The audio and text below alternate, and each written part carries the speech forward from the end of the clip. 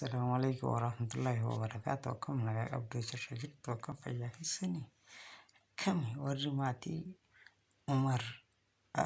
بوينج جلت ترجم تنا كم فيا السني جرجت فو سنين جتا كم أولتين رمضان أفاني أبدن اللي كرمضان انقمن اللي كم فيا السني ورماتي يتاتا isin jaaladha naaf jiraadha isinin jedha waggaa 100 naaf jiraadha akkas warri maatii kiyyan ta'in maatii kiyya tayaa isinin jecha harka fuune ashamaa jennee jirra akkam fayyaan jiruun maal fakkaatti wallah waan ajaa'ibaa wayii qabadhee isinii dhufee jira itti bu'aaraa itti bashannana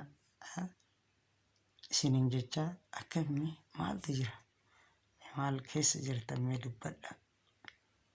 isinin jenna warri maatii kennan taane maatii kennan utaa isinin jechuudhaan isin gaafanna warri maatii kiyya taatan horaa bulaa deebana isinin jecha taphadha seenaa dhugaa warri itti roobsa like share subscribe kanaan itti roobsisaa isinin jecha nagaa isin gaafanna akkasuma waan adda addaa baacoo waytagari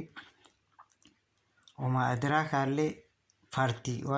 بارتي 2 إسني قديفني جرا بارتي لما فا كسمت سدفا أفرفان اللي هندوان اللي أكسمت وأنا ددا قبلني سنين دفنا نججبيسا نقرأ دابدا سنين جنة هركفون الشامة إلمان أرومو كقوتو الدنيا رجرتان لقيت gaara baatee isin haadha qabdu isinin jenna jabaadha hayya jajjabaadha nu bira dhaabadha isinin jechaa